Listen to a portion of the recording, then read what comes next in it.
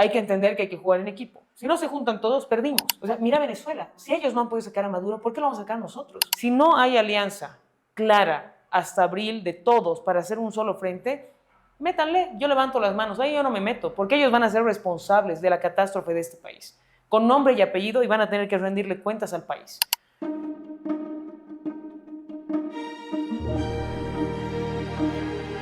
André, mil gracias por venir. Quiero comenzar contándote una anécdota de cuando era adolescente. Yo tenía la pretensión ingenua de ser futbolista y estaba entrenando en inferiores del Bilster. Tenía buena técnica, al menos quiero creer que tenía buena técnica, pero me faltaba muchísimo físico. Entonces, bueno, sufría, ¿no? Y recuerdo en particular un test de Cooper que estábamos haciendo alrededor de la pista principal. Y el técnico era argentino y el ayudante era cochabambino, más típico cochabambino, pequeñito, anchito, gordito, su cabello saliéndose de la gorra, pero tenía un acento argentino más marcado que del técnico argentino, ¿no? Y recuerdo que él me vio sufrir casi al borde del desmayo y aludiendo a mi papá, que lo conoces, Gonzalo Lema es escritor, me dijo: che, Lema, más fácil escribir un libro, ¿no? En una sociedad con valores invertidos y con un nivel de educación tan bajo, resulta un defecto ser escritor, leer, tener una biblioteca, yendo un poquito más allá, hablar con dicción clara, tener una retórica con previa reflexión. Eh, Te digo todo eso porque muchas veces a Carlos Mesa se le han señalado esos, entre comillas, defectos. ¿No es así? Bueno, primero, muchas gracias por recibirme, Denis. Yo contenta de estar aquí contigo. Creo que tienes toda la razón. Estamos en una sociedad compleja. Es, yo creo que la sociedad ha ido mutando. Estábamos, digamos, en un momento donde lo ubicas este Mario Alcázar, es un comentarista, periodista, Ah, sí, pseudo sí, sí, pseudo periodista, y él hace podcast con el Marquina. Él ha tenido un comentario hace unos días, ¿no? Donde sí, dice que estemos así como país culpa del Víctor Paz porque él ha hecho que los campesinos voten y ha hecho el voto universal, sí. ¿no? La Nati Aparicio dice que seguramente el Mario nunca hubiera votado, pues porque no le llega el nivel de educación. Pero más allá de la anécdota, creo que ese comentario del Mario es un claro ejemplo de cómo ha ido mutando la sociedad. La sociedad antes era, digamos, exquisita, ¿no? Exquisita, porque la educación venía con un poder adquisitivo fuerte. Eso ha ido mutando porque los derechos humanos han avanzado, la gente se ha educado, pero en nuestro país ha quedado el prejuicio de el ser profesional, el ser intelectual.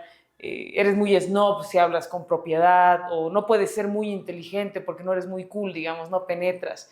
Eh, y el Carlos tiene, no diría un problema, porque a mí me parece una gran virtud que él sea un hombre Por intelectual. supuesto. Yo creo que si alguien quisiera interpretar la realidad boliviana, y si yo tuviera que darle un libro al famoso Mario, aunque sea audiolibro, le voy a mandar, Claro. el Carlos tiene un libro que se llama La sirena y el charango, que habla sobre el mestizaje en Bolivia. Además de sus libros de historia, y tiene otro que se llama Democracia, que es chiquitito. Uno lo puede leer, digamos, en unos 10 días con facilidad, pero creo que el Carlos ha hecho esa interpretación de la historia, como tu papá también, o el mismo Ramón Rocha, o varios, porque la literatura es esto, es una interpretación del lugar donde vives. Es tu lectura de la realidad a través de la novela o del detalle histórico, de lo que tú quieres. Y creo que Bolivia necesita más gente así. Es decir, no espero yo que en esta generación del video de un minuto tengamos una intelectualidad profunda, pero sí me parece que es pertinente que haya más gente como la Sayuri Loza, por ejemplo, o la Natalia Aparicio, o el Andrés Historia, ese tipo de influencers que están más Construyendo, ¿no? construyendo, pero además son parte de un legado del Carlos también, porque el Carlos ha empezado a ser, por ejemplo, de cerca, o Bolivia siglo XX, en un país que tampoco consumía esas cosas. O sea, no es que Bolivia era un país educado y elitista, Bolivia siempre ha sido un país muy mezclado, y esa aproximación que ha hecho el Carlos de hacer digerible la historia ha hecho que la gente se entere de la historia. el De Cerca es un programa de interpelación política a tus ideas políticas, no a los partidos políticos necesariamente, sino a tus ideas políticas. Entonces, creo que eso es importante para construir una sociedad que se cuestione el fondo, ¿no? Tú decías, pensar antes de hablar, ¿no? O sea, antes de que exprimas tus argumentos, date el tiempo de pensar qué viene por detrás. Creo que eso es crucial en este momento, sobre todo en un momento tan difícil, ¿no? Con un Trump que ha enloquecido, con el otro que cree que puede a billetazo comprar, o sea, hay varios de esos, ¿no? Nosotros tenemos el nuestro, los gringos tienen el suyo, ¿Cómo entonces no? eso es Sí. bastante complejo y creo que la historia es cíclica y en este momento particular el humanismo debe estar en primera línea de batalla, porque si no estamos fritos. Estamos.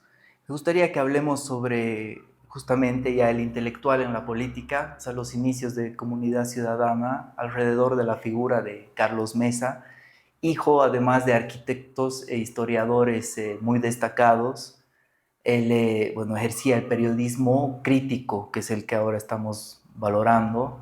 Él, pero ha tenido otros roles súper importantes, por ejemplo, el de la defensa marítima, ¿no? Todos recordamos con enorme orgullo la entrevista en ese canal de televisión chileno, en el que no solamente estaba preparado y además con cierta hazaña el entrevistador, sino que tenía entre sus invitados a exparlamentarios, entre ellos Insulza, ¿no? El exsecretario de la OEA, dispuestos a despedazar, ¿no? a Carlos, y como, bueno, él defendió, argumentó y, bueno, nos hizo quedar muy bien, ¿no?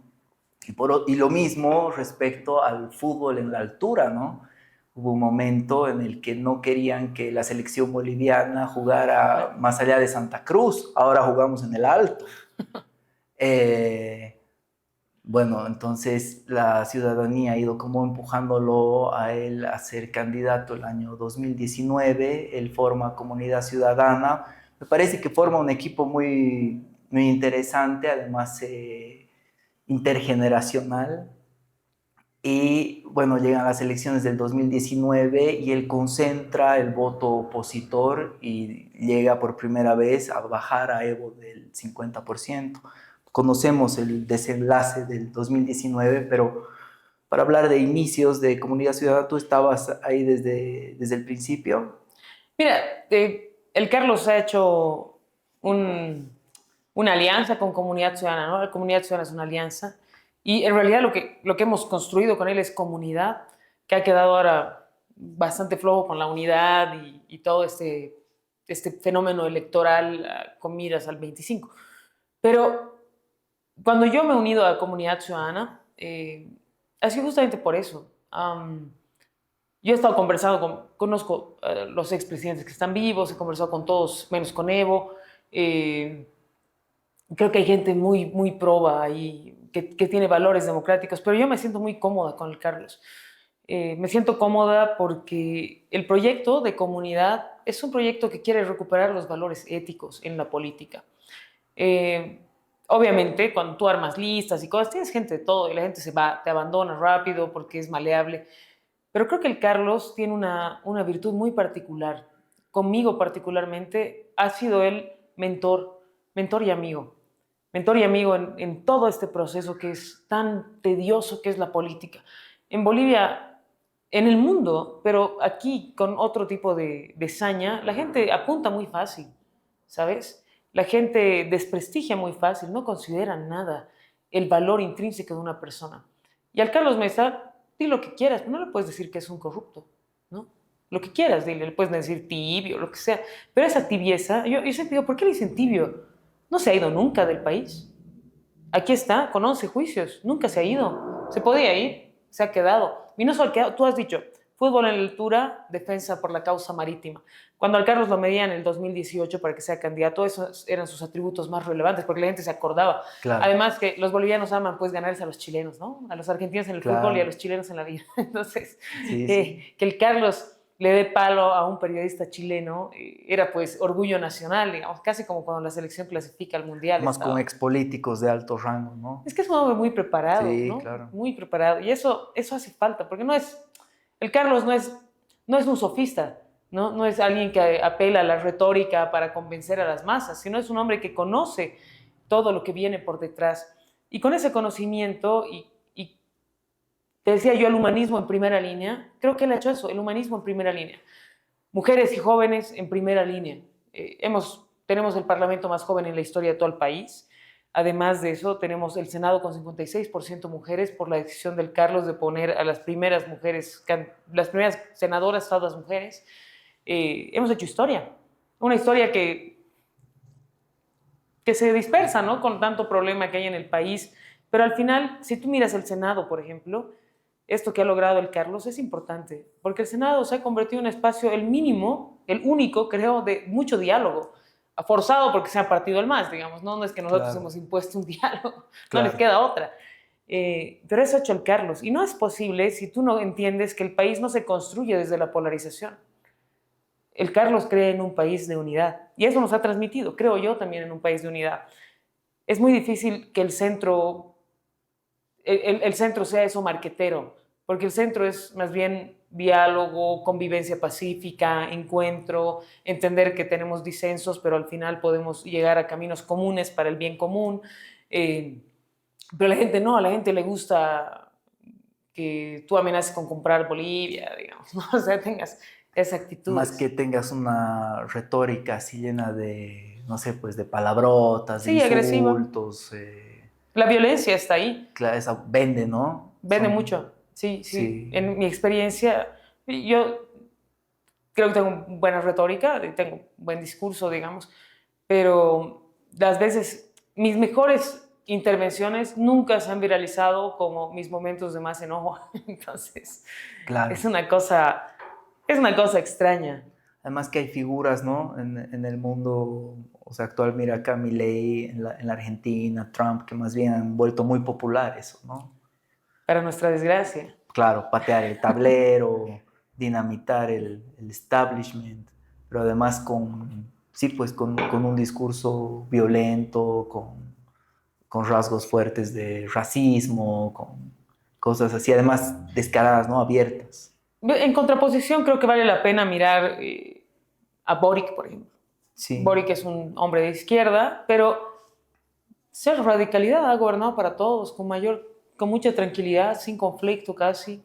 Creo que vale la pena verlo a él. Sheinbaum, con esta pelea con Trump, me parece magistral. La tiene bien difícil y le está sobrellevando magistralmente, con altura, pero, ¿no? o sea, sí. A mí me ha parecido, yo no tengo casi, por ejemplo, cuando hablas de la reforma judicial en México y la elección de magistrados, nosotros hemos mandado un montón de notas a parlamentarios mexicanos de todo lado, ¿no? Tanto del Frente Amplio, porque han hecho el Frente Amplio para que Xochitl sea candidata contra Sheinbaum, y también hemos mandado a la gente de Morena. Pero no, en vano, porque igual avanzaron, no han entendido los riesgos que tiene tener una elección así. Eso es una crítica fuerte a Morena, es decir, a AMLO y a Sheinbaum. Claro. Pero eso no quita que no puedas reconocer que en esto particularmente su manejo es ejemplar. No solo el de ella, el de Trudeau también en Canadá, digamos, ¿no? Que está temblando un poco, ¿no? De hecho, él ya ha renunciado y... Claro, pero antes de que entre Trump, ¿no? Él tenía sus características políticas internas, pero de todas formas mantiene en una posición importante. Y además poniendo por delante la dignidad, ¿no? La soberanía nacional, que creo que es un punto de inflexión. Escuchaba el otro día en una entrevista de alguno de nuestros parlamentarios que decía, ese Trump, ahora van a temblar esos masistas, porque Trump, yo decía, no, yo también tiemblo, porque no está bien. O sea, no hay nada más importante que la soberanía nacional para un país. Es como este loco que te dice, me voy a comprar Gaza prácticamente. O sea... Claro, complejo hotelero. No, ¿qué estás pensando, digamos? Y esto es peligroso para la humanidad. Insisto, el humanismo en primera línea tiene que estar ahí. Creo que el Carlos ha conseguido eso con Comunidad Ciudadana. Ha sido bien difícil, es difícil, y ahora hay toda una camada nueva que está así como... Esa era mi pregunta. O sea, todo este proyecto, toda esta alianza de Comunidad Ciudadana, ¿se extingue habiendo él renunciado a ser candidato este año? ¿O qué sucede? Yo creo que no. A ver, decisiones personales ya de cada uno para ver por dónde van. Mira, yo creo que hay un problema y una virtud al mismo tiempo en Comunidad Ciudadana, que somos muy diversos. Entonces tienes gente que está muy en el centro, gente que está muy pegada a la derecha también, No hablo de izquierdas y derechas como la ideología profunda, sino como las posiciones discursivas, porque al final marcarte en la izquierda o la derecha es una forma de dividirse nomás, y en un país como el nuestro lo último que necesitas son esas posiciones. Al final creo que lo que más importa es cómo estás pensando tú en ayudar a la gente, y para eso puedes agarrar de todo un poco para generar una fórmula que te permita colaborar, digamos. Pero eso que te decía de comunidad ciudadana ha hecho que ahora que no está el Carlos, que era como un pegamento, o sea, está, pero no está, digamos. O sea, no tenemos proyecto propio para Sí. un proyecto electoral, pero quedan los valores. Entonces, para mí es más importante que se quede comunidad ciudadana o que repitamos senaturías, diputaciones, es lo que queda. Entonces, para nosotros, lo hemos conversado a fondo con él, Cochabamba tiene que ser un centro de esa producción, de la reproducción de lo que él ha creado. Va a ser difícil que juntemos a todos los que han hecho comunidad en un principio, porque cada quien tiene sus ambiciones y hay gente que está pensando más en ocupar un cargo político que en construir proyecto. No es mi caso. En mi caso, yo quiero construir proyecto. O sea, creo firmemente que no puedes derrotar a un sistema autoritario si no tienes alternativa. La única alternativa es que te sientes, analices la historia, analices el país y te encargues de resolver contradicciones con una propuesta seria, no electoral, una propuesta de construcción país. Desde mi visión y la visión que estamos trabajando en equipo, eso tiene que estar en Cochabamba. ¿Por qué Cochabamba? No solamente porque soy cochabambina de pura cepa, digamos, sino porque Cochabamba es el centro. Cochabamba es la articulación de esta Bolivia tan fragmentada. Bolivia tiene contradicciones profundas que nunca se han terminado de resolver. Por eso la historia es cíclica, el 52, de nuevo el 2006, ¿no? Tienes que encontrar un momento donde resuelvas temas fundamentales como el racismo, el clasismo, la crisis económica, la desigualdad. ¿Qué es Cochabamba? ¿Cuál es su virtud? Cochabamba es un centro de conexión, no conexión nacional de la migración solamente, sino Cochabamba se tiene que pensar como un hub que conecte Pacífico y Atlántico. Cochabamba se tiene que pensar como un hub que te permita establecer una conexión norte-sur. Pero para que eso suceda, lo primero que hay que resolver es la ciudad, el cercado, ¿no? Lo primero que tienes que pensar es cómo resuelvo yo la división norte-sur en el cercado. ¿Cómo hago para que la paz y la reconciliación y pensar una ciudad amigable sea posible? No es plantar flores por toda la ciudad, digamos, ¿no? O abrir calles, gastar 50 millones en recarpetados para que llegue la lluvia y te los haga trapo. Eso es simple. Lo difícil es pensar en una ciudad con desarrollo humano. Entonces, me parece que si somos capaces de demostrar que nuestra alternativa puede desarrollarse a fondo en Cochabamba y esparcirse para 5, 10, 15 años a nivel nacional, ya tenemos éxito.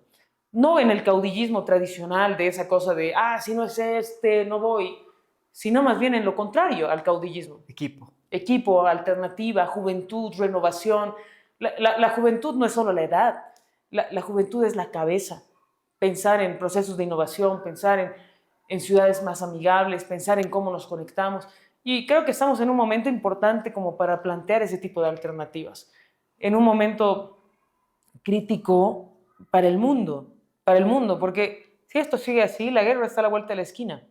Y en un mundo con guerra, el odio se esparce fácil. Creo que no estamos listos para que el odio nos consuma, sino más bien, insisto, el humanismo como primera línea de batalla. Eso para mí es fundamental para transformar Bolivia. Y respondiendo a lo que tú has dicho, comunidad, le podemos poner el nombre que sea, no importa, pero aquí estamos y vamos a estar en primera línea transformando desde Cochabamba, y espero que la gente entienda qué es lo que queremos hacer, y que nos confíe, pues, poder trabajar para el país, porque nuestro compromiso es serio. Súper.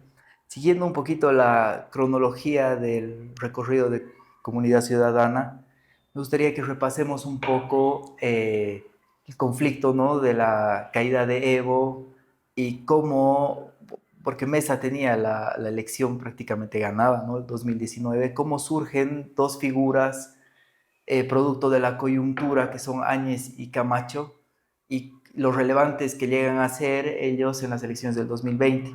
Por un lado, Áñez es presidenta por pura casualidad. Era una parlamentaria prácticamente desconocida, con una opinión de peso muy liviano en el contexto nacional, que toma además un cariz bien oportunista, ¿no? Y se presenta de candidata, asesorada además por asesorada, o sea, un ministro de gobierno, una persona tan violenta, que además en pandemia vendía con sobreprecio gases lacrimógenos. Por un lado Áñez, por otro lado Camacho, con un discurso súper bravucón, regionalista, que cuando le preguntabas de economía o de salud o de educación, él sacaba la Biblia. Él promovía la renovación, la patada al tablero, pero tenía la contradicción de que tenía un pensamiento anclado más bien en un dogma, ¿no? Y tenía a Dios como herramienta de marketing. Bueno, él de hecho se presenta como candidato y se queda hasta el final. ¿Cómo ha sido la coordinación, tanto de Carlos Mesa, pero como de Comunidad Ciudadana? Coordinación, si bien forzada, pero en esa época, ¿no? ¿Cómo ha sido esa relación? Creo que ha sido un momento bien duro y muy distinto en cada ciudad del país. Yo siempre digo a mis colegas parlamentarios, no tienen ni idea lo que es Cochabamba, digamos. O sea, Cochabamba no prende velitas, Cochabamba se incendia. Es decir, cuando hay conflictos así en Cochabamba, la gente se mata, ¿no? Porque se convierte en un conflicto es bien extraño. Porque tú piensas, por ejemplo, la guerra del agua, las características de ese conflicto también son de clase y raciales, bien profundas. El 11 de enero del 2007 tiene la misma característica. Cuando ves los dos puentes, ¿no? Guayán y Guanuni, tienes el mismo problema, ¿no? Es como, y lo dice la gente, nos están invadiendo. ¿Quién te invade? O sea, Claro. no es otro país. Cochabamba tiene esa característica de conflicto. Y Cochabamba estaba pues toda bloqueada, o sea, no era La Paz, la zona sur estaba bloqueada, el centro normal, Santa Cruz tenía las rotondas, pero a pesar de que ha sido difícil, amigable, o sea, era amigable, digamos, ¿no? Estaba todo bloqueado, no te dejaban pasar, te reñían, pero no era como acá. Claro. Cada lugar ha tenido una característica distinta. La coordinación con Luis Fernando, como presidente del Comité Cívico, la ha hecho Carlos, ha sido una coordinación bien difícil, la verdad, porque si nosotros hubiéramos... La falta de claridad política en ese momento ha sido compleja. Nosotros apostábamos inicialmente por la segunda vuelta. Nuestra intención era, corramos a segunda vuelta, teníamos un buen parlamento, mucho más de lo que sacamos en 2020, y con eso podíamos haber ganado la segunda vuelta, ¿no? Y operando políticamente te agarrabas más parlamentarios, tenías gobernabilidad, no era tan difícil. Pero no fue así, ¿no? Porque Luis Fernando insistía en la renuncia, y no es que Evo ha renunciado pues porque Luis Fernando llevó una carta, Evo ha renunciado porque se han dado, primero Carlos era el candidato, estábamos a menos de 10 puntos de diferencia, montaron un fraude electoral, la gente estaba cansadísima, o sea, ya no aguantaba más, o sea, los 21 días podían haber sido 36, 40, 50 días sin problema, y el Evo fue perdiendo su fuerza objetiva, digamos, ¿no? Es decir, fue perdido en federaciones, fue perdido en militares, fue perdido en policía, pero siempre tuvieron la idea de montar el relato falso de que ha habido un golpe, ¿no? Porque él seguramente pensaba que iba a decir ha habido golpe, que iba a volver como Dios, porque el país iba a estallar, digamos. Por suerte los bolivianos somos sensatos, estamos por caernos al abismo y ahí recorremos. No, mentira, es broma. No ha habido guerra civil por eso. Pero la coordinación ha sido bien compleja. Ya con la presidenta, nosotros no hemos tenido nada que ver con ese gobierno. Nada que ver. O sea, el Carlos fue muy claro, porque había mucha gente, el gobierno de Áñez invitó a mucha gente de Comunidad Ciudadana. Y él, me acuerdo yo, nos llevó a una reunión, nos dijo, el que quiera irse, váyase, pero no vuelve. Porque nosotros no vamos a tener nada que ver acá. Y además que era una cosa de principio, porque no se trataba de que asuma la oposición gobierno y que sea una repartija de cargos, digamos. Al contrario, se trataba de un gobierno de transición que tenía como única labor llamar elecciones. Claro. Eso se cruzó con la pandemia. Y si la elección hubiera sido en enero, como debió haber sido, otra hubiera sido la historia, ¿no? El Carlos hubiera sido presidente. Todo pasa por algo. Pero él me contaba que lo llamaron a la oficina de la presidenta y ahí le dijeron que ella quería ser candidata. Y que él le dijo que era un error. Igual corrió para el 20. Entonces el 19 ha sido bien complicado ese momento, porque Luis Fernando ni siquiera lo dejó entrar a Carlos a la Plaza Murillo. O sea, a mí me parece grave eso. Ya nos hemos perdonado, pero ya hemos hecho las paces porque el país está primero, ¿no? Ahí está la unidad y la unidad es la prioridad para todos en este momento. Claro, pero recordamos eso, ¿no? O sea, esos gestos. Yo tengo el mayor concepto de Luis Fernando. Me parece que es un hombre que la tiene muy dura en este momento. He estado yo con él en la cárcel hace un año exactamente. Ha cambiado bastante, ha madurado mucho, siento yo. Es un hombre con otra perspectiva del país. Además que lo que le están haciendo no tiene nombre, ¿no? Ayer veía su foto con su hijito, es bebé. Con toda su familia, ¿no? Y es una cosa que tú dices, ¿cómo te pueden quitar eso? Lo mismo le pasó a Les Bonco. Él ha entrado a la cárcel 10 años cuando su hijito era recién nacido, ¿no? Entonces se ha perdido 10 años de la vida de su hijo porque un tipo se le ocurrió meterte preso sin que hayas cometido delito alguno. Eso es una cosa que no tiene nombre, es fatal. Lo mismo le pasa a Janine. Y si hay algo que yo les valoro es que se han quedado. Sabiendo que los iban a meter presos, se han quedado. Y eso tiene un valor particular. Yo no sé si lo haría, honestamente. Claro, hay que estar en esa situación, ¿no? Es una decisión bien difícil. Entonces, ¿sabes? Más allá de las dificultades que hemos podido tener en ese momento particular del 19 o el 20, que ha sido más complicado, porque nadie sobrevive a la guerra sucia, Denis. La guerra sucia marca. Si te dicen ladrón todo el día, la gente cree que eres un ladrón, así no te robes ni siquiera el borrador de la oficina. Eso hace la guerra sucia en la política. Y eso daña tu imagen y daña tu potencialidad para el voto. Entonces es complicado. Pero ahora creo que estamos en otro momento de la historia que nos tiene que permitir aprender de ese momento. Creo que seríamos muy tontos si no aprendemos, por ejemplo, ¿qué ha pasado el 20? El 20 el Carlos podía ganar, Luis Fernando corrió, partió con 14%. El 19 el Carlos tenía todas las de ganar, Óscar Ortiz corrió y sacó 4%. Ese 4% era nuestro, es decir, de la oposición. Con ese 4% no había fraude. Hace daño. Una sola candidatura fuera de foco hace daño. Sí. Si no, o sea, es que hay que ser muy tonto para no ver eso. Si no ves eso, estás fregado. Entonces, estás siendo funcional también, ¿no? Eres funcional, eres egoísta, eres megalómano. Tienes un millón de adjetivos que puedes utilizar para gente que es así. Entonces, ahora yo veo la unidad frágil, frágil, frágil, frágil, pero confío en la unidad. Y yo se lo he dicho a Samuel el otro día que hemos conversado, se lo he dicho a Carlos, lo mismo que estoy diciendo acá. Debe haber claridad en la unidad, de decir, no soy yo, voy un paso atrás, anda tú por delante. Y cuando estás gobierno, el gobierno es pues gigante, tienes tanto que hacer, no alcanza. O sea, y son 3 cosas que hay que hacer: reforma de la justicia, recuperación de la institucionalidad democrática, resolver la crisis económica. O sea, que además son complementarias todas. Esa es tu agenda. No lo entiendes, estás chao, fuimos. ¿Tendrán ellos la capacidad de decir, no soy yo, eres tú, como el Carlos ha hecho, de reconocer, no soy yo? Porque con una buena campaña lo levantabas al Carlos, con tranquilidad. Porque además tenías un equipo de renovación por detrás. O sea, hacer una campaña era hermoso, ¿no? Yo ya estaba lista, estaba sacando mis poleras naranjas. Tu chaleco. Oh, tengo mi chaleco naranja para fluorescente, estaba lista. Me lo voy a poner igual, con eso voy a campañar, aunque no sea el color.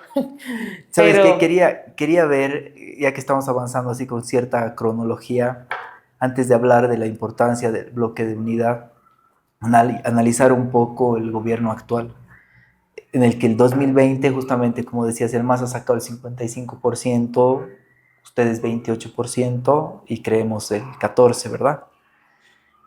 ¿Por qué ganó el MAS con tanta contundencia, por un lado? Y por otro lado, ¿por qué Comunidad Ciudadana reconoció tan rápido la victoria? Algo que le ha molestado un poco a la población. Recuerdo cuando estabas tú en la corte electoral con la diputada Samantha Nogales, creo que hasta le rompieron la nariz. Le rompieron la nariz, sí. En realidad eso ha sido el Carlos. Yo hasta ahora tampoco sé por qué lo reconoció tan fácil, ¿no? O sea, para mí, es que él es un demócrata, muy, ¿no? Claro, él es un demócrata. Entonces, caballeroso para él, en un país que sí, no... O sea, la OEA ya dijo, todo bien, entonces él ha dicho, ya está, chao, gracias por participar. Y eso nos ha costado caro, pues. La política tiene costos, ese es un costo caro. la nariz de la Samantha. La nariz de la Es Samantha. uno de esos costos. Claro. Ha sido muy complicado ese momento. Y analizando entonces estos años del gobierno de Arce, que ha partido con ese apoyo tan grande, mi percepción es que estamos ahora en el clímax de la crisis.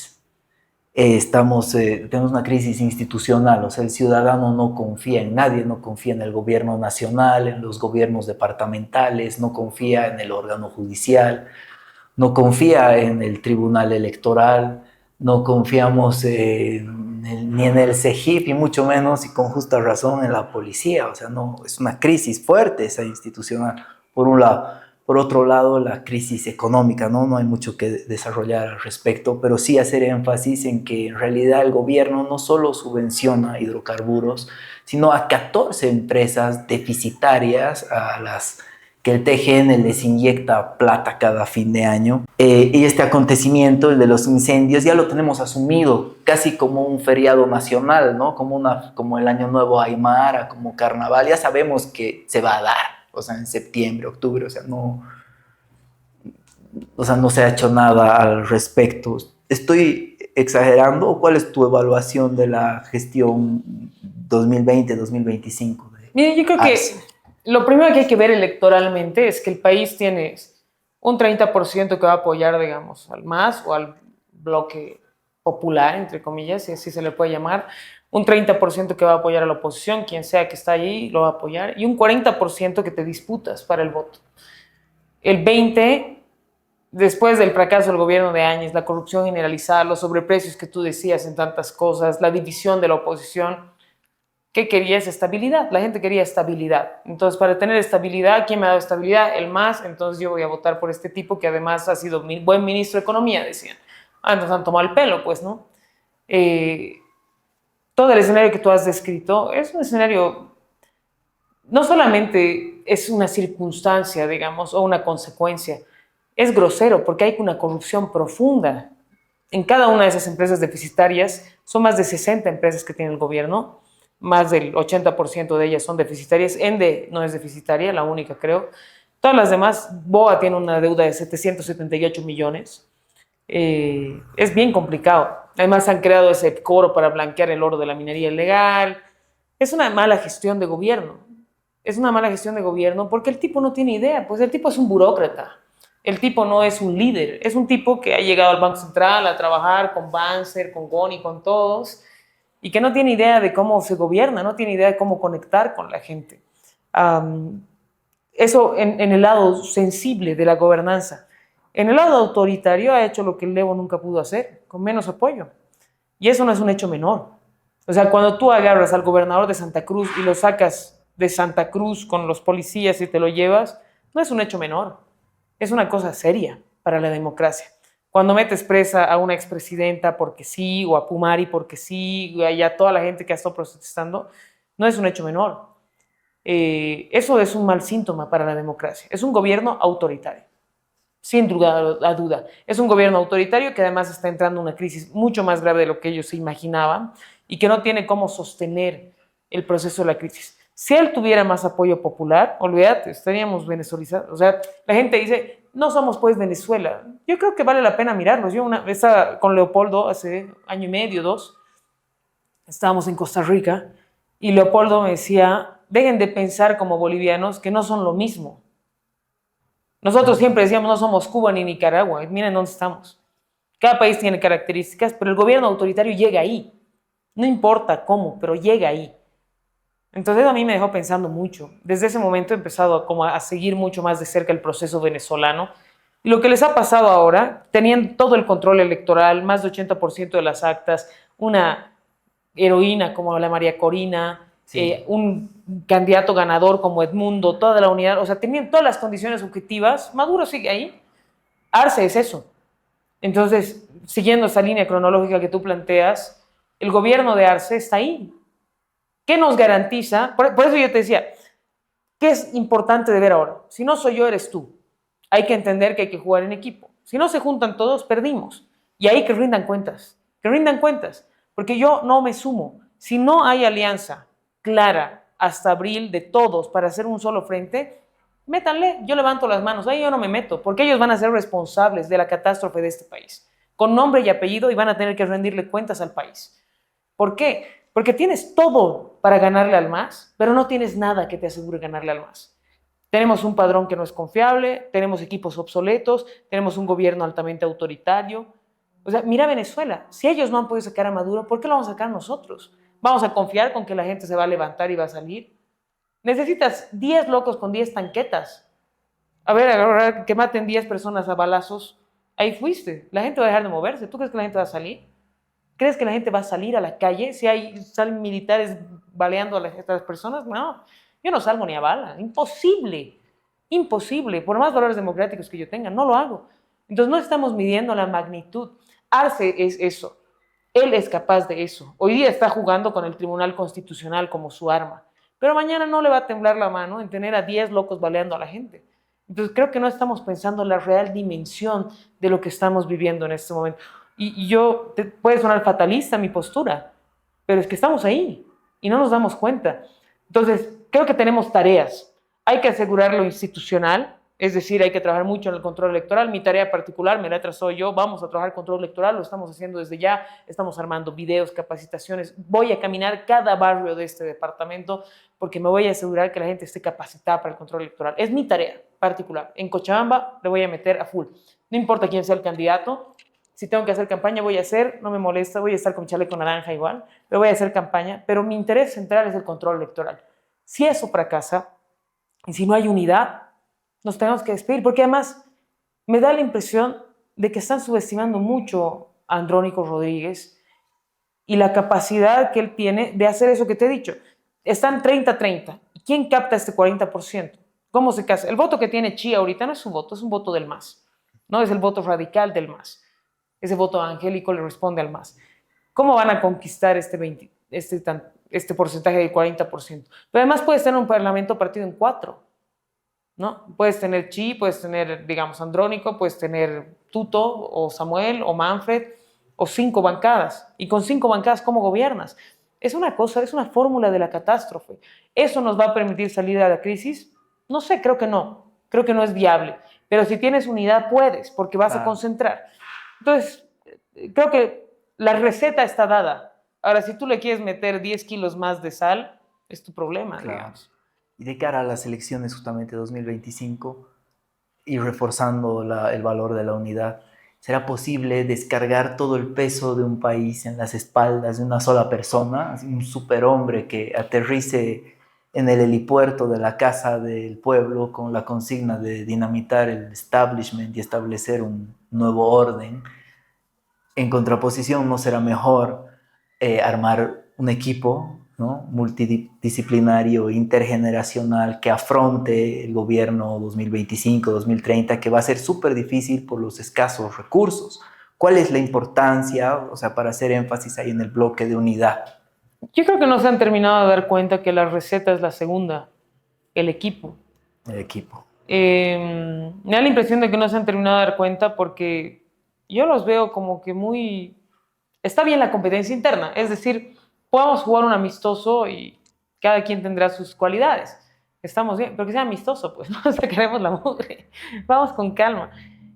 Además, ¿qué tan más importante sería que tú digas, ok, mi encuesta la ganó tal, pero de tal otro lado, estos son, o sea, es decir, para darte un ejemplo, el candidato es X, pero Comunidad Ciudadana tiene una tanda de jóvenes que ya se han probado que son buenos, los vamos a recuperar.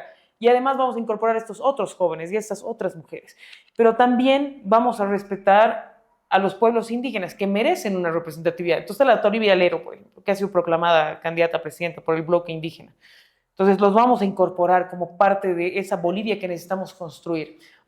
O está el Jaime Dun, por ejemplo. El Jaime Dun a mí me parece alucinante. Yo no creo que él tenga ahorita la posibilidad de tener una sigla, pero ¿por qué no lo convences de que sea tu ministro de Economía? Claro, cómo no. O sea, si tú dices que mi fórmula, mi ministro de Economía será Jaime Dun, la gente va a estar feliz, claro, digamos. Equipo, ¿no? O sea, no presentarse solo, sino con un equipo. Sí, creo que no hay esa...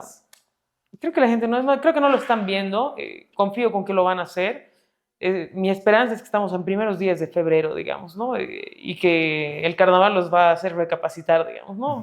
Va a haber fiesta, todos tienen Chucky moral y recapacitas y van a transformar las cosas. Es mi esperanza. Espero que lo hagan, pero insisto, lo primero de la unidad es la alianza. Si no hay esa alianza grande para tener un solo candidato, estamos chao. Y espero que Manfred se sume a esa alianza grande también, porque va a romper voto y nos va a quitar voto y él está bajando en encuestas, él sabe que está bajando. Mira la ciudad, además es un bache, digamos, ¿no? El gran alcalde la tiene destrozada. Entonces eso, cuando puedes tú, no puedes perder pues el centro de tu voto y él lo está perdiendo porque está haciendo lo que sea menos atender la ciudad. Es una paradoja, él solito se ha metido en un lío, no entiendo qué queriendo, no entiendo. En fin, su problema. Espero que se sume a la unidad, espero que Branco se sume a la unidad, espero que Rodrigo se sume a la unidad, espero que Toribia sea parte de la unidad y que hagamos equipo. Si no, ahí estamos. Y de nuevo, van a tener que rendir cuentas. Van a tener que rendir cuentas y la gente va a tener que ser muy incisiva en decir, ustedes fueron responsables, rindan cuentas. Yo antes decía, si no pueden ellos, déjennos. Vamos a asumir el desafío nosotros.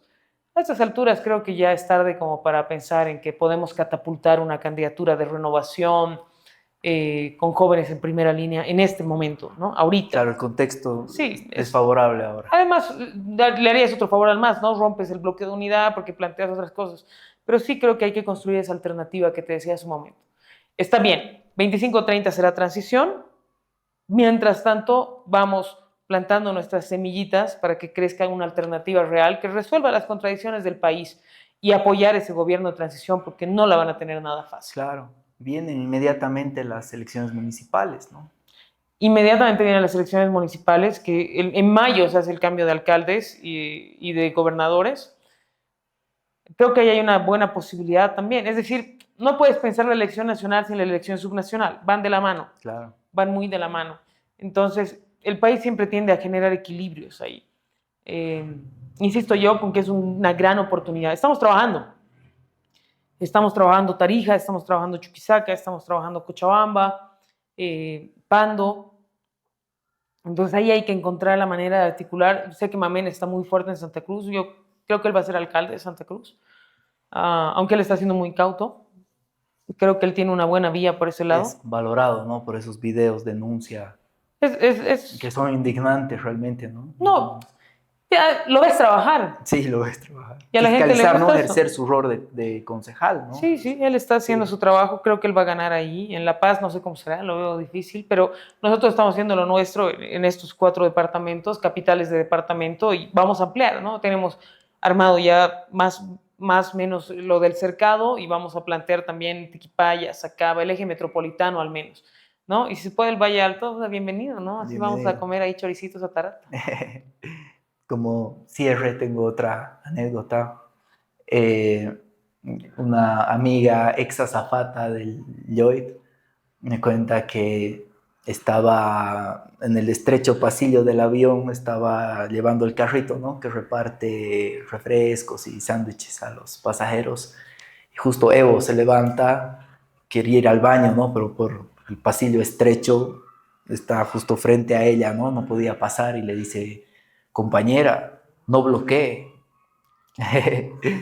La figura de Evo Morales, a pesar de denuncias abrumadoras en su contra, es pues sumamente importante, ¿no? Esta gestión de Arce, él ha sido también una oposición súper fuerte y con seguridad en la siguiente gestión va a ser una figura molestosa, ¿no? Para cualquier gobierno. ¿Qué hacemos con Evo? O sea, los extremistas, muy influenciados por las series de narcotraficantes que dan en Netflix, te hablan de mandarle sicarios y luego llevarlo y botarlo a una piscina de ácido. O el empresario Claure, justamente hablábamos de él, tal vez influenciado él por películas de Far West, ¿no? Clint Eastwood, Charles Heston, pone $1 millón por su captura. ¿Cómo le ganamos la pulseta respetando por delante los derechos humanos? Mira, yo creo que Evo va a caer por sí mismo. O sea, no va a dejar de ser molestoso, pero cuando tú migras, cuando él lo amenaza a Andrónico, no es pues casual, lo amenaza porque le tiene miedo. O sea, él ve que el tipo tiene potencial, entonces va a ir migrando, va No es que él no tenga un capital simbólico, porque tiene un capital simbólico importante, Evo Morales, y él tiene además plata, pues, tiene plata. O sea, mover a la gente en la calle no es barato, gasta una millonada y él tiene sus recursos. Pero creo que él va a caer por su peso propio. Además, a mí me da la firme impresión de que el gobierno lo va a meter preso. O sea, esa es la carta de Arce para la elección, ¿no? Su carta electoral es, lo he agarrado, es tipo, está en la cárcel, listo, y si jode lo voy a extraditar, ¿no? Él está así, en esa dinámica. ¿Qué vaya a pasar con él? No sé.